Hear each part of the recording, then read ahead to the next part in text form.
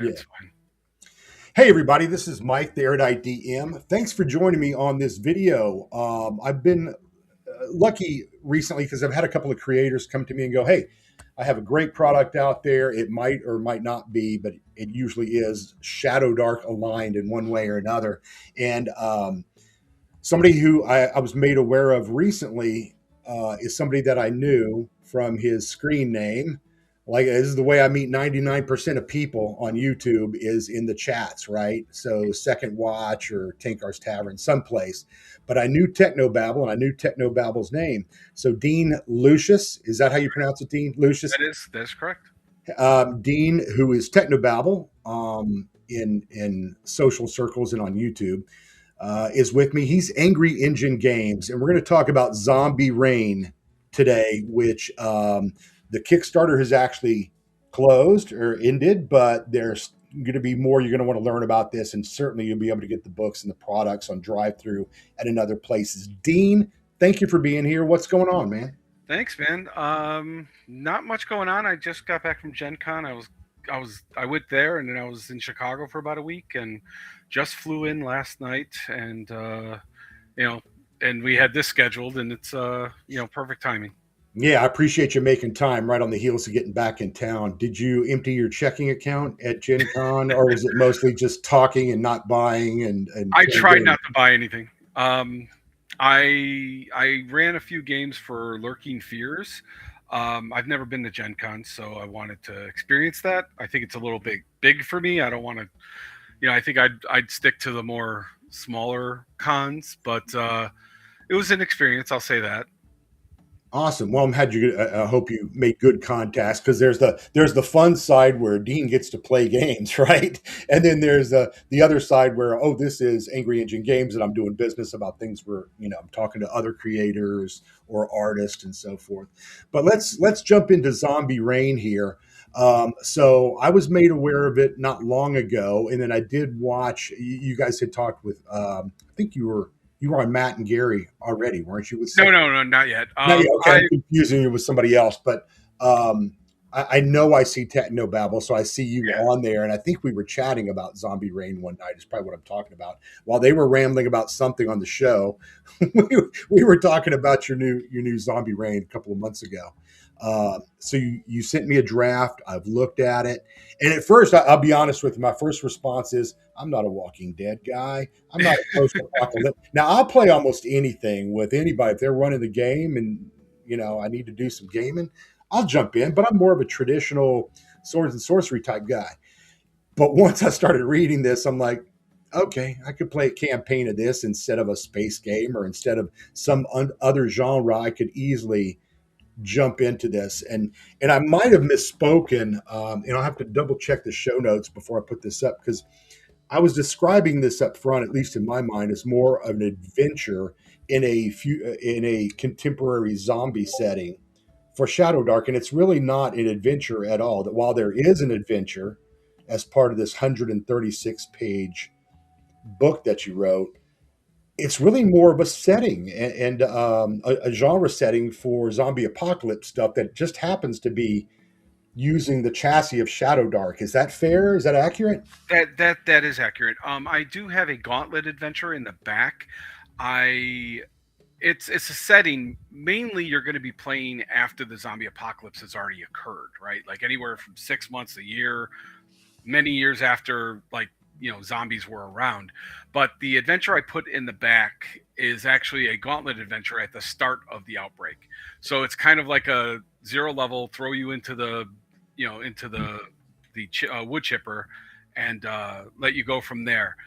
And it is a setting, but it does have an adventure at the back. Part of the Kickstarter is also a full-fledged adventure that's going to be coming out regarding that as well, based around a radio DJ. Awesome. Who's kind of trying to cover the news, trying to reach out to other. I'm just guessing here. I don't know, but I can instantly think of a radio DJ. Maybe they are trying to get on the air if there is any air, if there's any electricity to broadcast. I don't know. Well, it's no spoilers, but he is still broadcasting and offering information and aid to people, that are trying to survive, and the adventure centers around him, kind of thing. Too cool. I love that. I love that. What else would folks know you from publishing with Angry Engine Uh, Games? What's been your most successful piece up to now? well, all right. So I just started doing publishing in August of last year. Okay. I just started taking some of the smaller things that I had kind of written, like my own carousing tables or my own encounter tables, things like that, Yeah. and putting them into a publishable format and putting them on drive through. Um, I've played a bunch of games on Adrian, Dungeons and Dyslexia's channel. Yeah. I've done a lot of games on his channel. Was writing a supplement for Shadowdark based on orcs, where you play evil orcs in a warband doing all the bad things instead of doing all the good things. But I wanted to get more practice. That was at like 250 pages already, and I wanted to get more practice. So I started this zombie rain thing, and it was originally going to be a zine. It was going to be 60 pages, if that, and then it just kept growing and growing, and I couldn't stop myself. And then I was like, okay, well, it doesn't fit into a zine format anymore. I have to make it, to soft cover and hardcover, and so it went from there. And then I learned how to do Kickstarter through there. It was like I wanted to practice all of that stuff, and so I've been taking little steps here and there to get better and better at getting this stuff out there and making it good for easy to read and functional for everyone. Well, that's awesome. You obviously made great strides and you're figuring this out. The Kickstarter looks like it was very successful. It was good. It was good. It was for my first Kickstarter. I think it was pretty successful. I only asked for 1,000. I really didn't need any money to do it, but Kickstarter is more of a promotional thing as well, and I wanted to get it out there, and I ended up putting it out early because of Zine Quest was going on, and I wanted it to be part of Zine Quest, but I didn't want it to end when Zine Quest ended at the end of February. So I extended it out to the end of March because I was going to be at GaryCon and I wanted to promote it there as well. Yeah, I will say, looking through this too, that it's obvious you have a talent for, I'll say, game design, not just adventure writing. To me, in my mind, those are two different things. But you have some different elements here of what I might expect or have initially expected. And okay, this is Shadowdark for a zombie post-apocalyptic thing.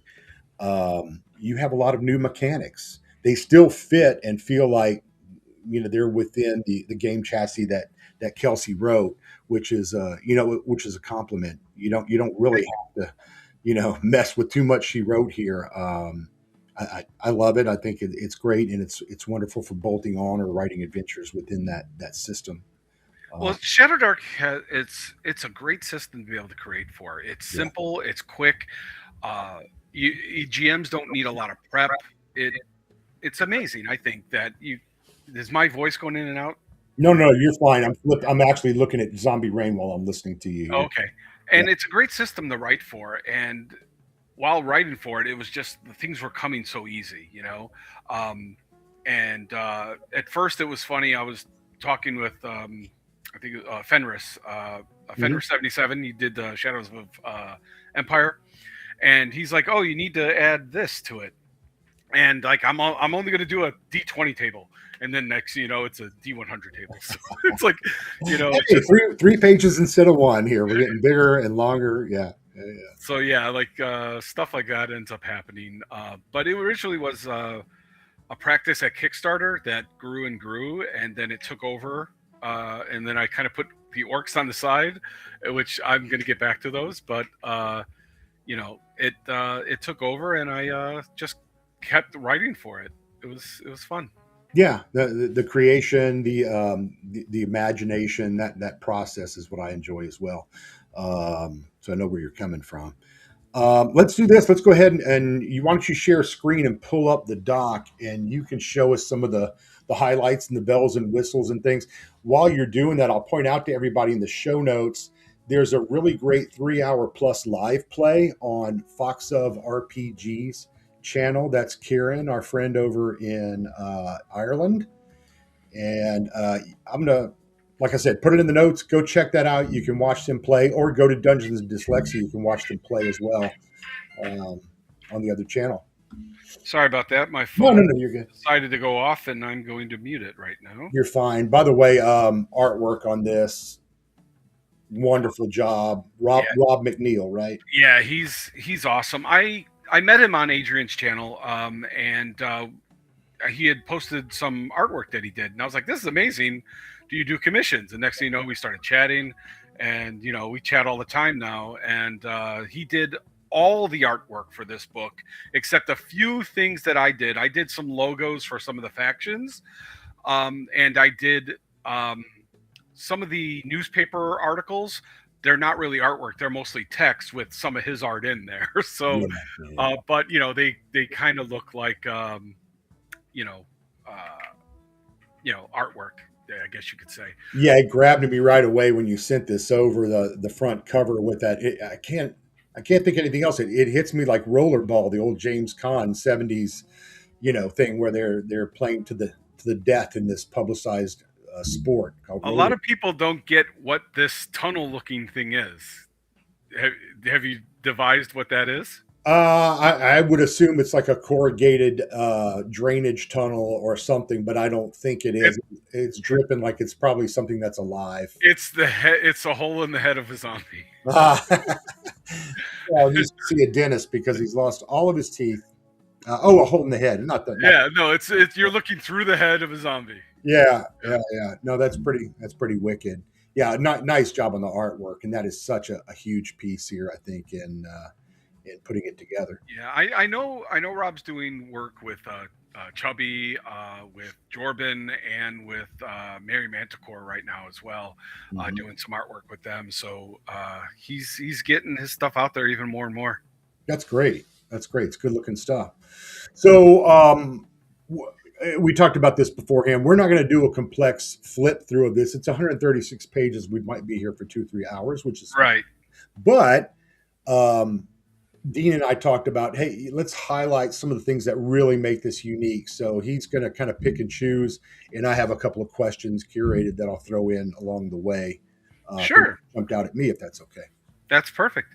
All right, so yeah, obviously this is just I pulled up the spreads that way they could see layout and what the book will actually look like, if it sits on a table. Mm-hmm. So obviously table of contents, everything in there is hyperlinked. It just goes over the introduction, the setting itself. I put all these little like quotes in the bottom of some of these, like the title pages, just like things from movies, books, TV shows, things like that. I love that. Yeah, like where there's no more room in hell, the dead will walk. Or Well, I meant the full pager on the left too, just the guy yeah, with the AK-47 up on top of it. Where would you be if there's zombies wandering up and down the streets? I don't like heights, but my ass would be getting high up somewhere where I could perch and hide and get away from them. so I just go in here and like what kind of game it should be. It should be gritty, it should be raw, it should be things like that. Sure. Character checklist. I saw this in one of Chubby's books, and it was like, this is amazing to make Yes. like a simple checklist for somebody to do for making a character. Like just follow those instructions. You're good, right? Yeah, love it. So pretty simple. Chances are you're going to be getting killed Quick, yeah, quite possibly quite fast, so it's good to roll up another one quickly and get back in the game. exactly. So then they just go over stats, making starting level, 0 level, first level characters. Backgrounds, I went with more of a like, what was your industry that you worked in instead of an actual job, right? That way, it's a little more broad, but like you can get that advantage with Shadowdark by having that background in more things. So if you were in manufacturing, you'd probably be good at crafting stuff or that kind of stuff. Yeah, this skill background felt very old school Traveler or Stars Without Number. Any skills based system is good. It gives you a background of, okay, you're a communications expert or you're an engineer or whatever. Love that. Now, I added a flaws system because, and obviously in this game, everyone is human. In Shadowdark, if you're human, you get an extra talent because all the other races get some kind of ability bonus of some sort.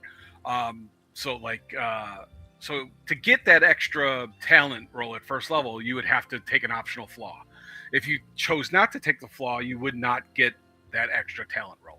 But flaws are anything from being addicted to drugs or alcohol, or to having night terrors, to um, easily winded, where you can't run far all the time. Like you're easily winded when you're trying to make double moves, things like that. I I just thought this noticed. was a good way to make some differences in characters as well. Yeah, no, I like the flaws. They jumped out at me too, and I'm like, okay, this is new, this is new, this is new. But flaws was right in front of my face, and I'm like, the only thing you're missing there, I think, is a sleep apnea choice where you need a CPAP. Well, because I sleep with one every night Well, for I guess 15. What would I do in a zombie world where power's a problem? I don't have my CPAP. I'm dead meat.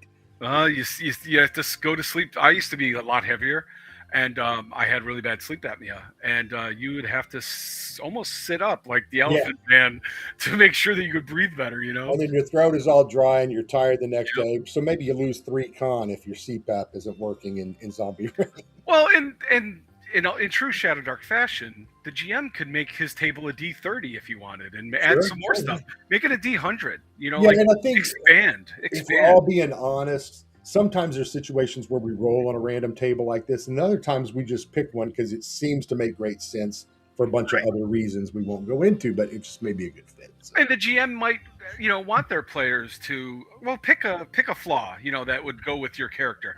And if they choose something that's really easy on them, the GM be like, "Oh, really? Come on," yeah, But they, that's up to the GM as well, right? So, absolutely. but yeah, but no, I mean, feel free to expand on these, man. I like, even in Shadowdark, you look at like even the benefits on a magic item. There's only a D12 table, but she encourages everyone build off of that. Just keep going, kind of thing, which is great because like I think in my Roll20 game, I have a D100 table, and it actually has like 100 different benefits you can get from a magic item. So it gets kind of it gets more random, but it gets more variety as well. Yeah, I think this is really, really cool and a neat part of the game. So originally, I started with 4 character classes. You could kind of see a little bit of difference at the art with the scavenger that's in the middle with the others, because that was added like post, right? We had made the 4, and then I was like, I need another class, right? So the gym rat obviously is like a strong, heavy hitter kind of guy. The snake is more of a dexterous kind of a thief type. You have the nerd, which is the like Eugene from Walking Dead, where good at making stuff and figuring things out and all of that stuff. And the grifter is more of a social person. The scavenger is more like finding useful things in the wild and other things like that. But each of them have their abilities, what their armor, their languages. Languages in here, I went with everyone starts with their normal English because it's based in the U.S. And if your intelligence is high enough based on your class, you can get additional languages. So and then there is a flaw that actually says foreigner, where you start your starting language is not English. So I thought that was interesting for Makes gameplay, where like you're speaking Spanish and no one else understands you, that kind of thing, and you're trying to communicate. Yeah, I don't think we do enough of that in the medieval fantasy games myself. But Right, everyone speaks common, right? yeah, Everyone. common solves just a metagamey thing. It is. It is. But so all these different classes are here, and each of them have different abilities. And a lot of this can be seen from the old Kickstarter page, which I did shut it off because I did release the PDF of this on drive-through, Hmm. and so it is set to go. And there's a free Kickstart with only 3 of the classes and some of the tables, and it's Ooh. around 70 pages instead of 140 or whatever it is. Hmm. But so it just goes into more detail. Obviously, the main book goes into more detail, Right. right? And let's see here. Languages, obviously, different languages that you might speak. Alignment also comes into play with some of the mechanics that I have in the system. There's a whole new equipment section. I love this piece of art as well. That's the one from the Yeah. front. Yeah. Yeah. But a whole new equipment section with armor, melee weapons. There are some new rules for ranged weapons like auto fire, things like that. You have some technological weapons like stun guns, um, sniper rifles, things like that. Some of them have some new rules in here, like bracing, where if you have a sniper rifle, you get disadvantage unless you're bracing it. Hmm. Things like that. Grenades are in here. Capacity, revolvers versus semi-automatic. And if you roll a nat one on a semi-automatic weapon, it will jam.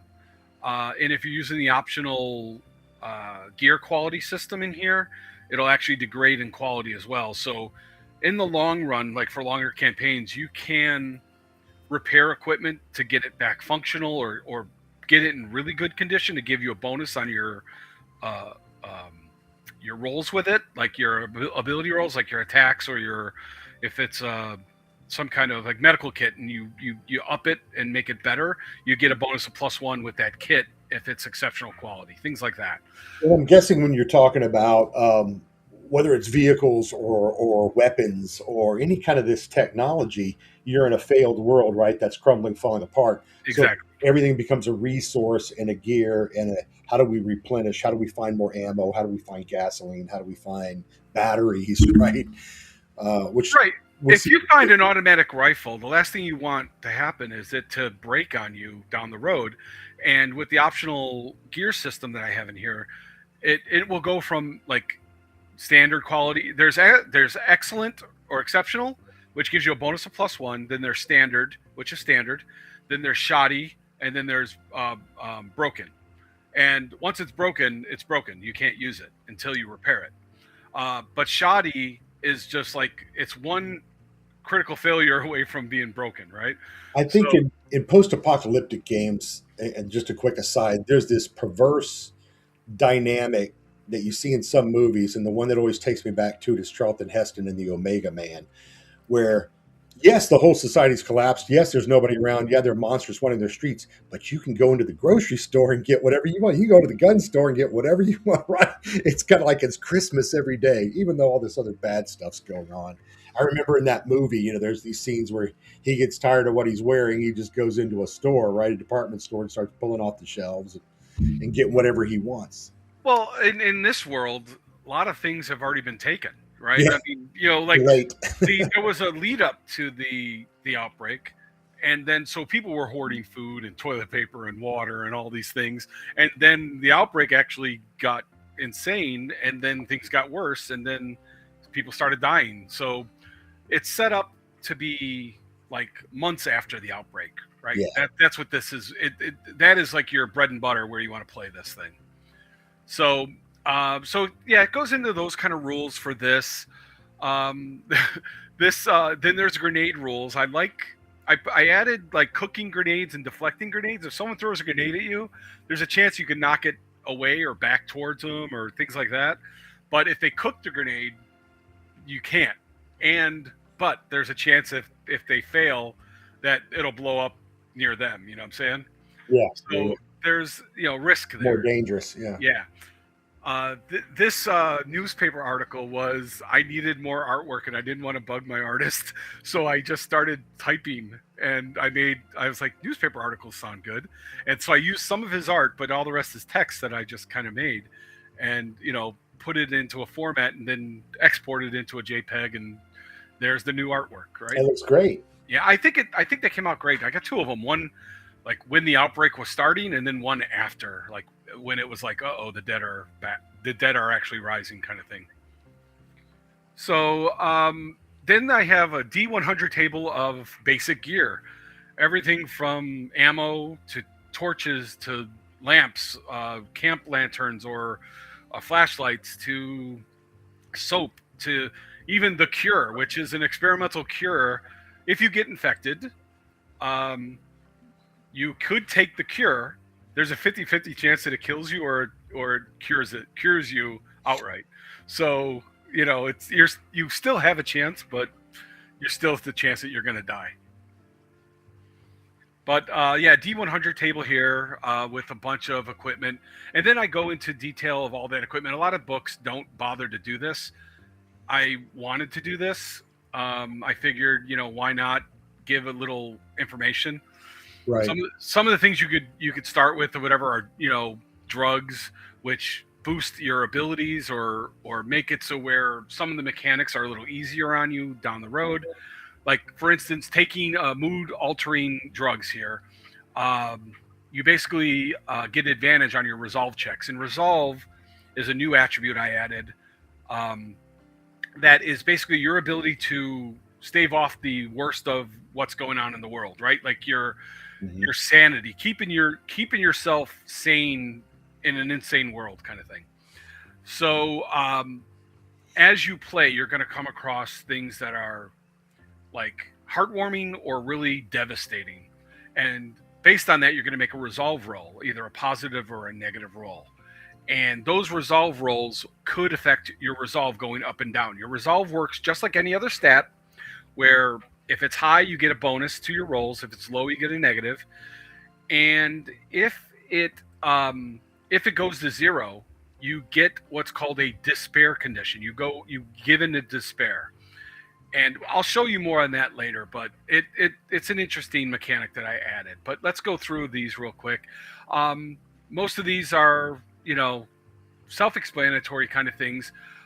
Since there's no magic in this system yet, but the supernatural origin will probably introduce some magic. Medical kits can actually be used to repair hit points other than resting. Yeah, that's one of the things I had in the notes to kick around with you, but I think you've just answered it. Was the idea that, or asking you the explanation, does technology in effect replace magic in this system, right? And you just gave an example of It that. does. It does in a way. Like you finding, like, experience wise, if you find a magic weapon in Shadowdark, it's worth a lot more XP, 3 to even 10, right?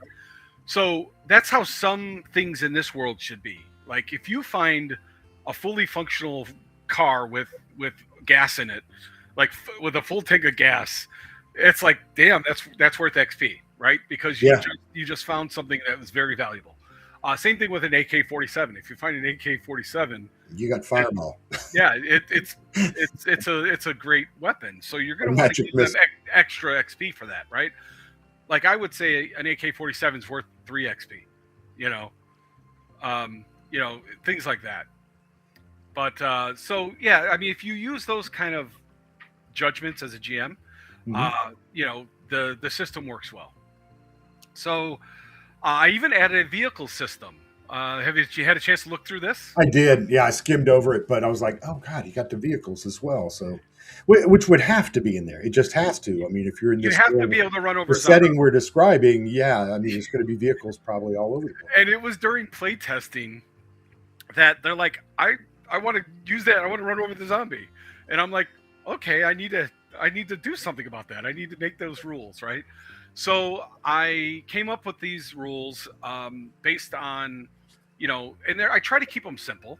The way, like each vehicle I have a hull, acceleration, how many passengers, the crew that's required to man it, things like that, and it goes into there, and it goes into how you attack with a vehicle and how the vehicles can sustain damage, things like that. And you And just gave, I mean, there's a quest idea right there, right? Is you hear the next town over, there's a former mechanic who can work on anything, right? You've got to go get that guy to come back and fix up this vehicle for you. So then you know, right, lots really, or like you hear that there's a a tank that is like down the road a bit or whatever, and you go, well, we could use a tank, right? So things like that. I mean, I only added a few vehicles, but I figured GMs could add whatever based off oh, these sure. simple rules that I have. Um, and like when you're attacking with a vehicle, like say you're using a compact car, the AC on it, just based on its size and speed, usually it's AC 12 because it's also got it's metal, right? But it's got a hardness of 4. That means if you're hitting anything while you're moving, you for the first 4 damage is null and void. right? Anything above that will actually damage the vehicle, and then that starts coming off the hull.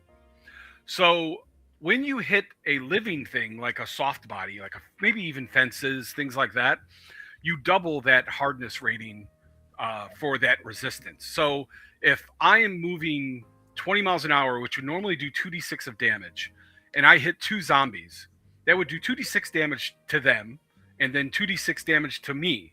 But since my hardness would be considered an 8 versus that, anything above 8 would then damage my vehicle. So the faster you go, the more likely you're going to damage your vehicle. If you're hitting hard targets like other vehicles or buildings, things like that, you're going to damage your vehicle. And in the long run, it is going to stop working. If you go back here, like there are damaged to wrecked vehicles, like what starts happening to the vehicle, like it starts losing handling checks or hardness or gas or it explodes. I love that one. You Yeah. know, you're in the vehicle and it explodes.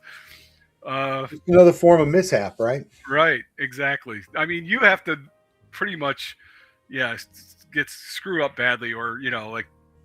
But anyway, uh, then let's get it. We can get into the outbreak. In this book, the outbreak that I chose to go with the core book is a virus, just like Walking Dead. It is a virus that caused this outbreak, and the virus has different stages. Be it just a normal outbreak, stage 1, 2, and 3. As the outbreak progresses, things get worse and worse. So you start adding a bonus to the die roll on your encounter tables, and zombies will start mutating. They'll start becoming more and more deadly. The virus starts mutating, wanting to create, to keep living. It's going to make itself better at at finding its prey, right? So if you look here, the outbreak is just normal roll. If you ever get bit, the fight off the infection is only a DC 9. I decided to change this from a static number to increase as time goes on to make the game more deadly as you go further into different stages of the virus. So if you get, say, to stage 3, if you get bit, it's a DC 18 not to get infected and eventually die, right? You're eventually going to turn into a zombie at that point. So that being said, you have an escalating resistance versus the infection. These adaptations are like mutations you could add to zombies to make them more efficient killers. And let's see here. Let's go. I added if you get bit, like where did you get bit, right? Because if you got bit in the hand, you could chop off that arm or that hand, not to risk the chance of infection later, after the encounter. Yeah. One of the things that I'm making that are with the Kickstarter are different origins of the virus, be them technological, supernatural, fungal, toxic chemical, or extraterrestrial. Fungal, like Last of Us. Supernatural, like the end of the world, because there's no more room in hell, so the dead start coming back. Extraterrestrial, or aliens are responsible for why the zombie apocalypse is happening. And then during each of those stages, things will happen worse and worse, right? Eventually in supernatural, demons will rise from hell and inhabit the earth, or during extraterrestrial, aliens will actually invade, right? Once most of the human race is gone, they feel safe enough to come down and start claiming the earth, kind of thing. That's a great idea too, to add all those options and potential future flavors and outcomes and events and things for your GM, so they can kind of roll it or choose it or whatever they want to do. But it just expands the game. It's almost like you've used this chassis, now you're setting this as another chassis for another game yet to be determined. Yeah, I mean, because some people might want to play like a supernatural origin, right? And each of those supplement books is going to have a new class based on that origin. Like the supernatural one is, I believe, occultist, and the occultist will have access to limited like magic. And in that book as well, alignment will have more of an effect as well because of it being, like, okay, there is evil in the world, there is good, kind of thing. So alignment will have a bigger effect in that world as well. So, but each of those supplements is going to have their own class, um, their own encounter tables, new creatures, a new, like, I'm going to do a 1-page dungeon for every single one of them, maybe a new faction, and unique NPCs as well. So each of those are going to be maybe 24 pages long, and they'll have just like additional rules and things to use with this system to make this different. Like someone Yeah. might want to play Last of Us, and they could just grab the fungal origin and play Last of Us, kind of thing. So Yeah, that's impressive. That is really, really cool. I did a little thing in here about character death, just to give GMs a little bit of like uh, guidance on how to handle that. Like if a character gets infected, well, they're eventually going to die, right? They're going to die in the next few sessions. They're probably going to die. So how do they want to go out? Do they want to sacrifice themselves, go out in a blaze of glory, try to find a cure? Like it gives them their own their agency on what they want to do, right? Yeah. And that kind of thing. And then, like, if a character does die, how do you want to address replacement character? Same level, give them one level below, start them off at level 1, that kind of thing. So this is the viral encounter table. It is a D100 table. This is without any of the origins mixed in. The way this works is during the standard outbreak, you just roll a D100, and it would be something from this table. If you are using the virus origin, which is from this book, and you're in stage 1, you would add 10 to that roll. So if you rolled a 91, it would actually become a 101. And that's where this table comes in. And this table is going to be for each of the origins is going to have tables very similar to this as well, where it's going to have, different types of infected and things like that, where you have adapted or mutated versions of normal zombies coming into play, or you have more effective undead kind of thing. So they just get harder and harder. And this table goes up to 130. So stage 1 is plus 10, stage 2 is plus 20, stage 3 is plus 30. So eventually, if you're playing in stage 3, you can get some really nasty things coming at you, through these encounter tables. I added a D100 table for adventure hooks. If someone just needs a quick adventure hook on, well, what do I want them to do, kind of thing, right? Right. We all do at some point. Yeah. And a quick adventure generator that you can just grab 3 words, put them together, and make an adventure out of it. And anybody who's played Shadowdark the first time will recognize these mechanics along the way and these tools for the GM. Here's the other newspaper article that I did up. I think it came out pretty good.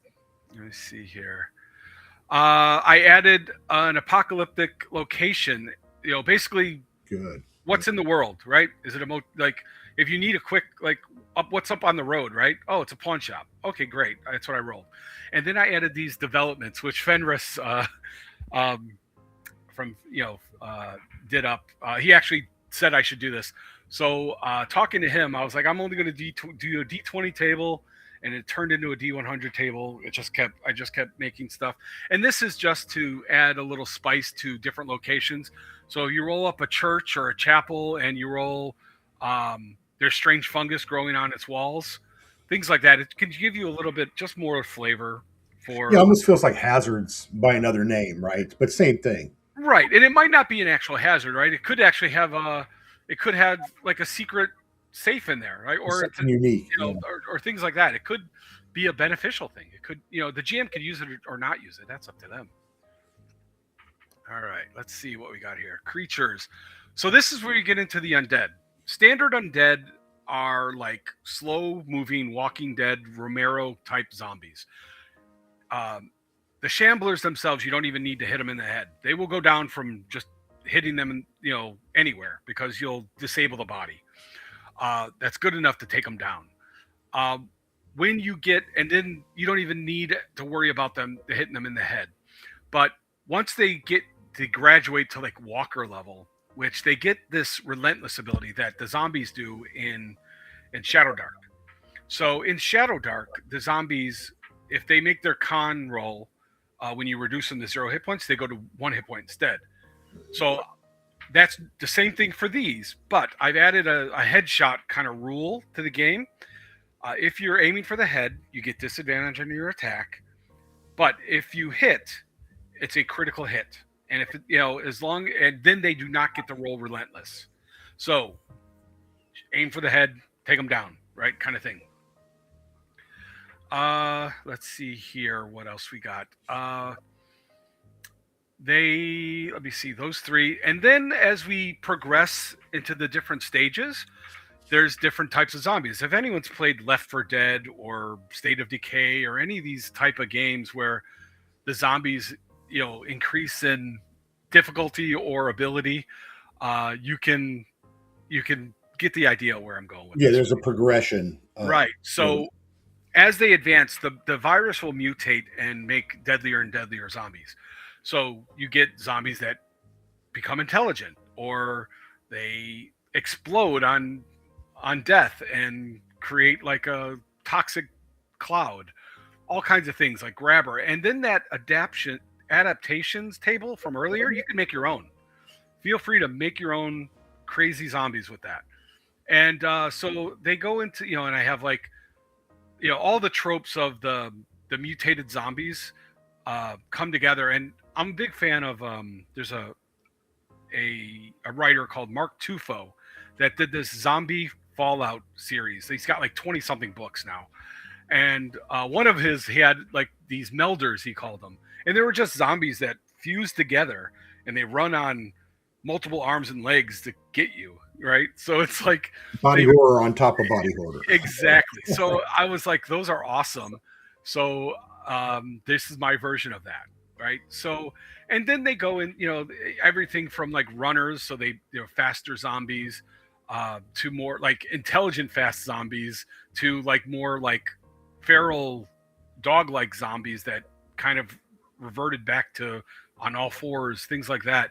And then of course you have like the tank, which is the juggernaut, the one that bursts through all obstacles to get to the flesh, things like that.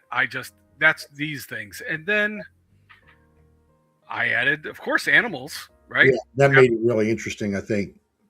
After a while, animals get infected. They start coming at you. Everything, like you're on the street and 3 infected squirrels charge you, things like that. So I added a bunch of infected animals, and I love that gorilla one. Like the raccoon, the undead gorilla, and the undead raccoon. Yeah, I think they look great. I mean, I'm laughing and smiling, but in the game, that could be your death, getting bitten by a zombie raccoon. Exactly, right? So it's things like that I think would make it fun and interesting. Rats, tigers, vultures, wolves. I added, if anyone wanted to bring in their own animals, just like a simple template that they could do for the infection, right? How to run the math in the right. Make it simple. If they're 1 or more hit die, the animal itself, add this to it. If they're less than a hit die, give them an extra hit point or double their hit points or whatever, and give them this template, right? Kind of thing, just to make things easier on GMs down the road. I added so at stage 3, you not only have infected animals, you have animals that also adapt. So I've created like D&D versions of stuff. Like the Death Cat is my version of a displacer beast or something of that nature, right? Yeah. It is a jaguar or a panther with tentacles, and it's undead. The Grodd is an intelligent gorilla, undead gorilla. So things like that. A murder of crows, which is a swarm. my Ursamorph, which is the owl bear of the world. Uh, it is a blending of man, bird, and bear. Then the Zombievers, which can get into your safe houses by chewing through the wall. Things like that. I added a bunch of normal animals in case, because on some of the tables you'll run into them, the encounter tables, like during the beginning of the outbreak, things like that. You could run into zoo animals or just domestic animals, things like that.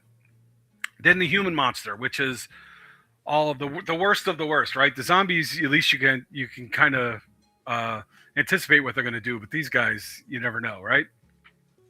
So soldiers, scientists. There's a faction in this game called Feeder, which is the Federal Disaster Emergency Response, which is like Yeah. FEMA. And they could heal you. They're usually trying to do good, but so there's those human monsters as well. I added 4 unique NPCs. There is a brainiac that is kind of ascended into to be a much more powerful one, called Einstein, and he's a very intelligent undead. You have Dr. Emily Scott, which is, she used to run the Feeder organization. Oops.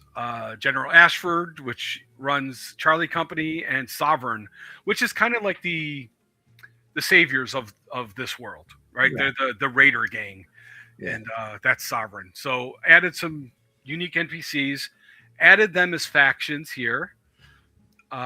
When she came out with the Western Reaches with the faction stuff, I was like, "Ooh, I need to add that." So, Sure. Yeah. added those factions. This is the meat and the potatoes here, the mechanics. Added a bunch of new modes of play. Can easily be, thrown in there with anything from Shadowdark as well. Anything that's in the Shadowdark book, you can kind of use these on top of those, or with those, or without them. Is there something that acts or feels like a luck token, like here's a get out of jail free card? There are luck tokens in this, yes. Yeah, just like in the other, in normal Shadowdark, there are luck tokens. There's noise. Whenever you make a lot of noise, like say shooting a gun without a silencer, every round that you shoot a lot of noise, or you shoot a gun or make a lot of noise, you have to check for random encounters. It basically makes it deadly because you're going to attract attention. Sure. This also goes into the headshot rule on, if you want to aim for the head on somebody, you can get a critical hit, but you're taking disadvantage on that roll, right? But usually normal zombies have a low armor class, so it's kind of beneficial, Fear mechanics. Fear is just a DC 12 like wisdom check. But you could modify that as well.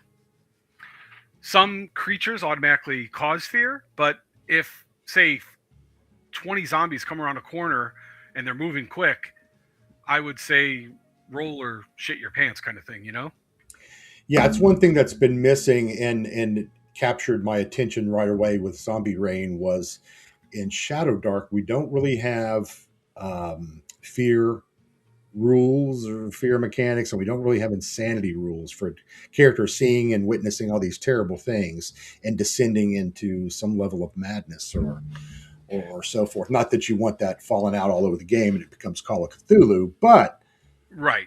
Well, I mean, like if you see, like I said, 20 zombies and 5 of them are moving fast, right? They're runners or something like that. I would say there's only 3 of you. Roll your fear check, and if you fail it, you're going to suffer disadvantage until you could overcome it. Yeah. Right. Which feels like an old school morale check, right. in other systems. OSR. You don't have to run, but staying might be a bad idea. Yeah. Resolved. So this is the new attribute that I added. It's basically just adds right to the end of your stats. It goes from like just like normal strength, dex, all of those, and as it goes up and down, you'll get bonuses or negatives to the roll. So if you come across a really horrific scene, say you find a car, and in it the doors are open, and in the back seat there's a baby seat that is empty but full of blood, right? That might trigger like a little mental response in you, right? So I Mhm. would say make a negative resolve check. You would roll your resolve check, and the DC is usually 12. If you pass it, no ill effects. But if you fail, you're going to lose resolve. And based on your alignment, will also determine how much resolve you lose. Evil people, chaotic people, usually don't lose much resolve from seeing bad stuff happen. They don't care, right? They actually cause bad things to happen. But lawful people might. But lawful people also have advantage on positive checks.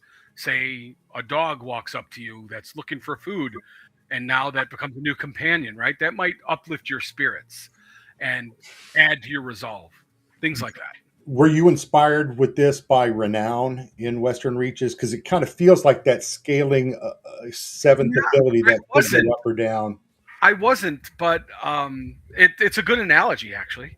I wasn't, and like people had asked me, have you like I haven't looked at Walking Dead role playing game Mhm. or the All Flesh Must Be Eaten. I haven't. I need to look at them. I got them now, and I want to look at them. But I came out with this before I did it. But um, yeah, I just thought it. Like as I was doing it, I'm like, alignment doesn't do anything in the game, right?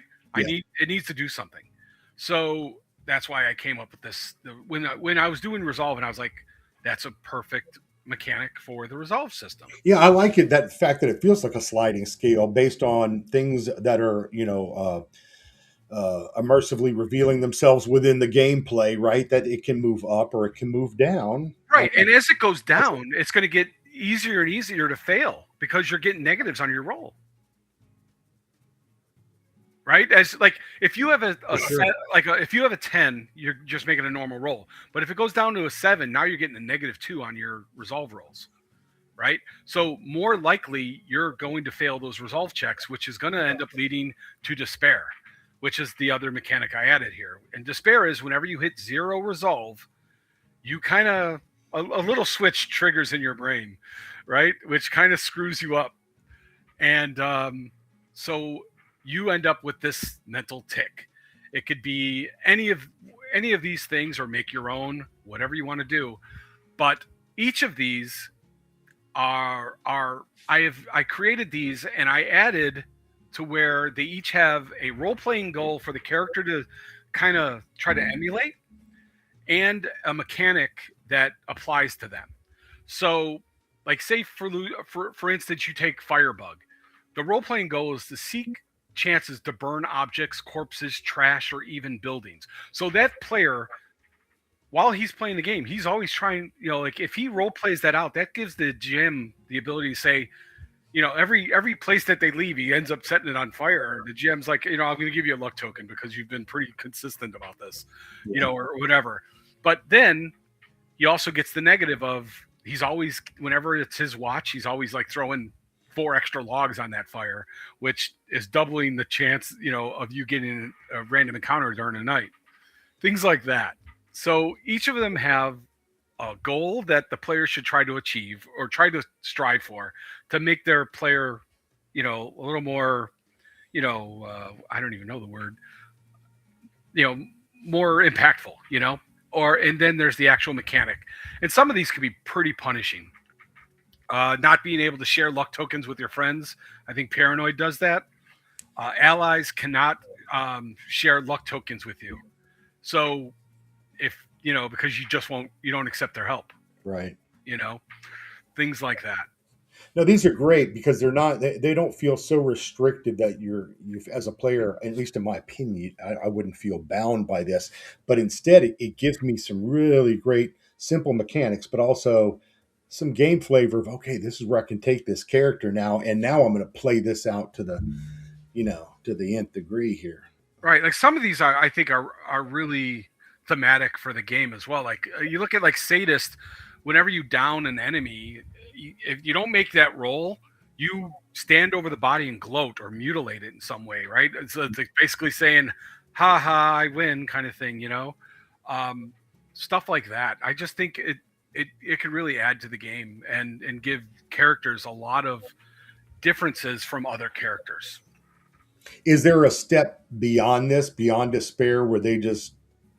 I saw catatonic in there, so Oh no! Well, all of these are still playable. You are still playable as a character, even if you have multiple of these, yeah, right?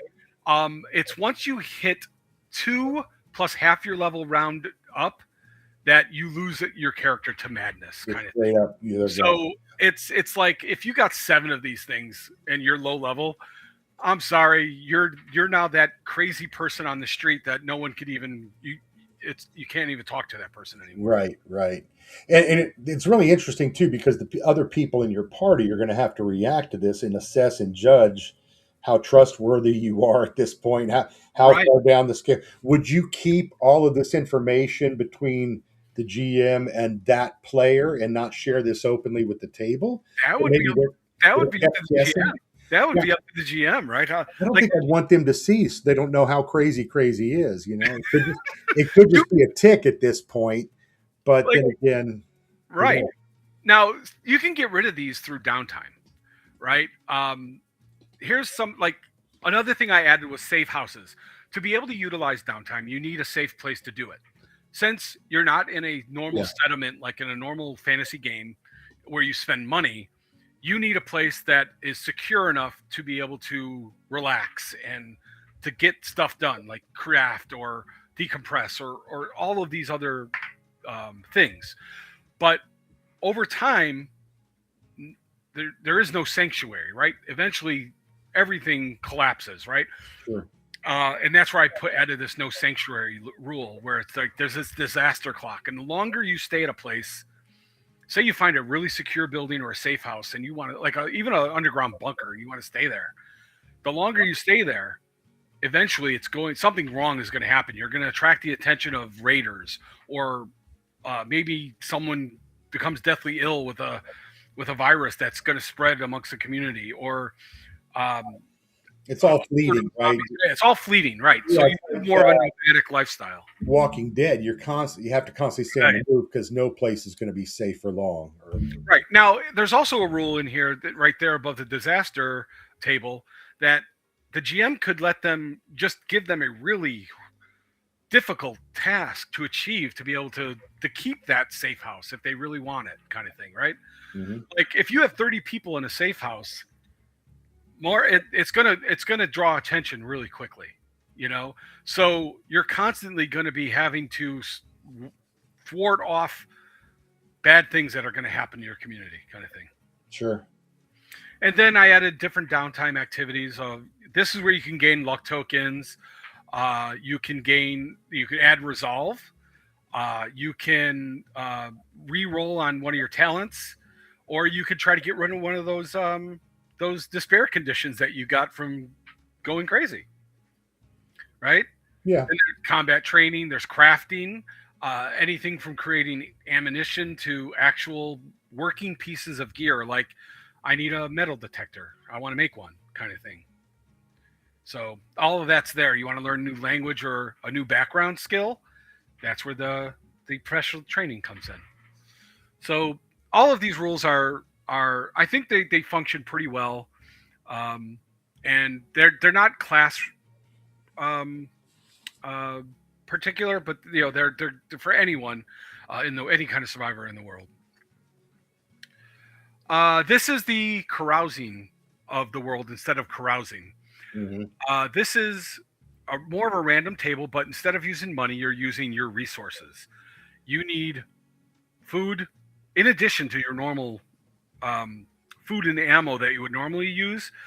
You could say, well, we're going to carouse and we're going to contribute 50 rations to this, and you're going to get a bonus of +5 to it.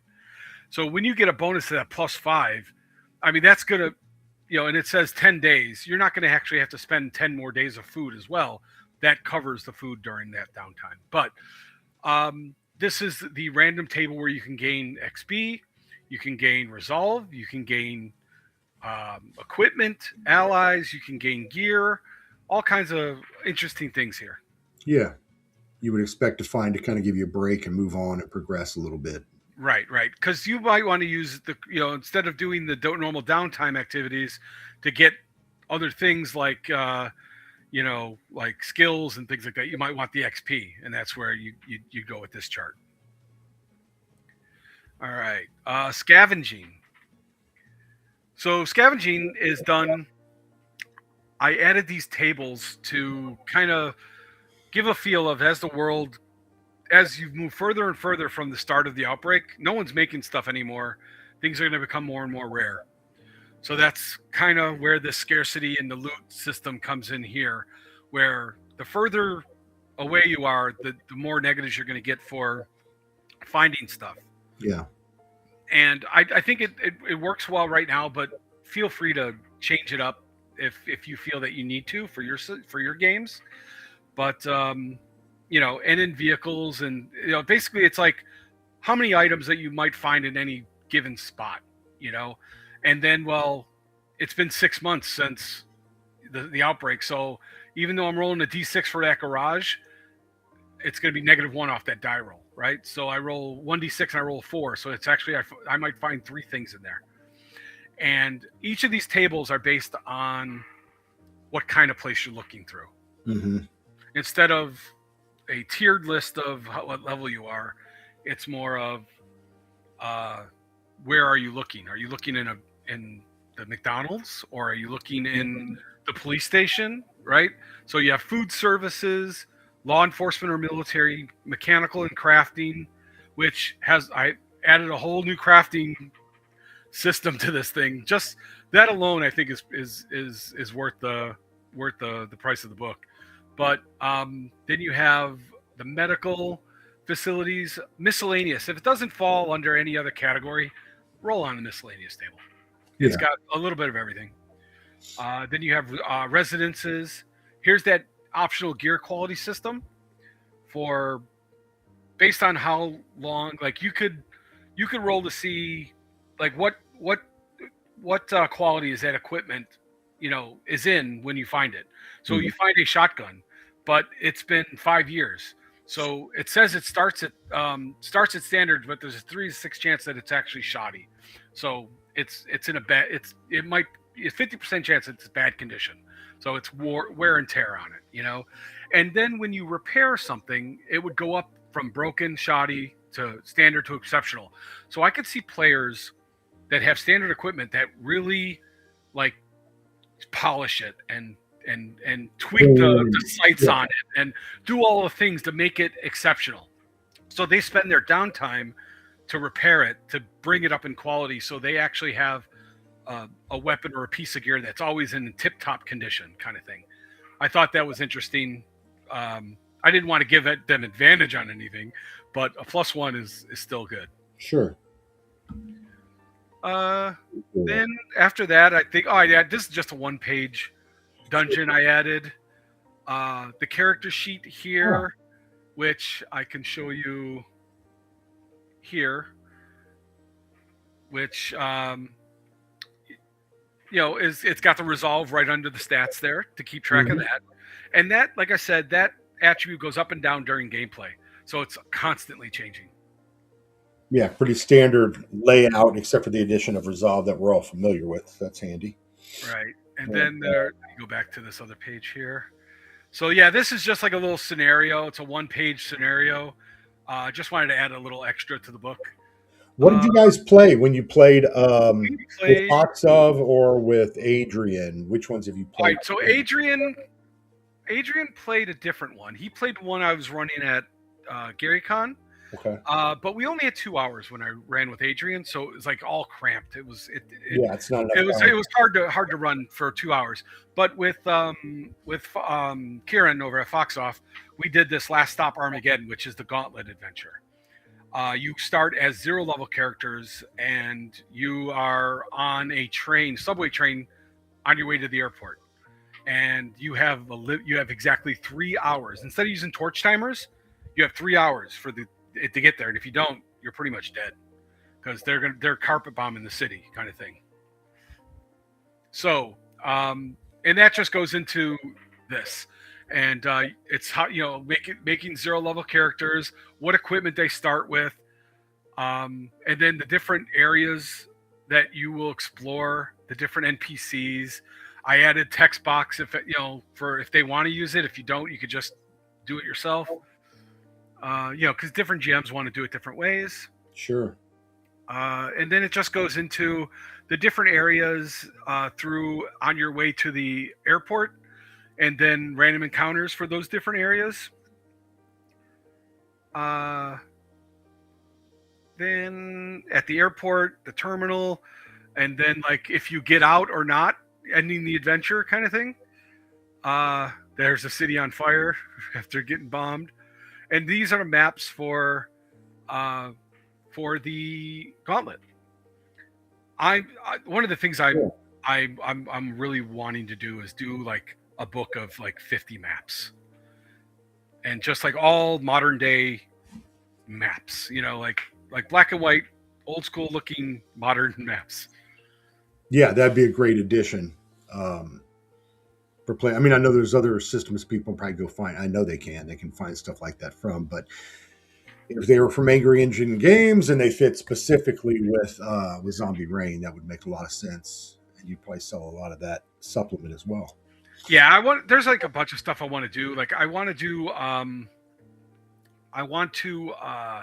let me go back to the live stream here. I want to do a base building supplement as well, where you can, when you build your base, that's a reason to really want to keep that safe house, that kind of thing. So I think there's a lot of potential of future things I can do after I get the supplement books out, the Origins, and there's also a full adventure that's coming out that was part of the Kickstarter as well, which is based around a radio DJ that's still alive in the world and broadcasting. So yeah, that's pretty much the book. I have some players playing it, some GMs running it, and they're sharing some of their anecdotes in my Discord server, which has been very entertaining.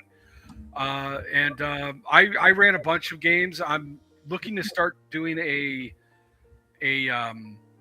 campaign with this as well, and doing YouTube videos with it. Yeah, you should. Once those campaigns start coming up, people start.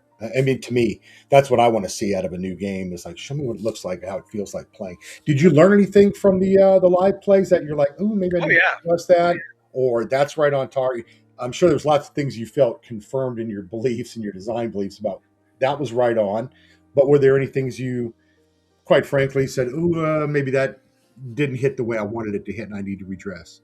Well, yeah. I mean, that's what playtesting's for. It's like Sure. it gives you this like, oh, that's a good idea. Like the whole vehicles, like they were not part of this Oh, okay. until like one of my playtesters got in a vehicle and started running over zombies. And I was like, okay, I I'm gonna need make this that. up as we go. Right. Well, I know. I mean, but that's what the playtesting. That was Yeah. a good thing that came out of that playtest is, like you, and then it's very thematic, right? Like running over zombies is something you want to be able to do.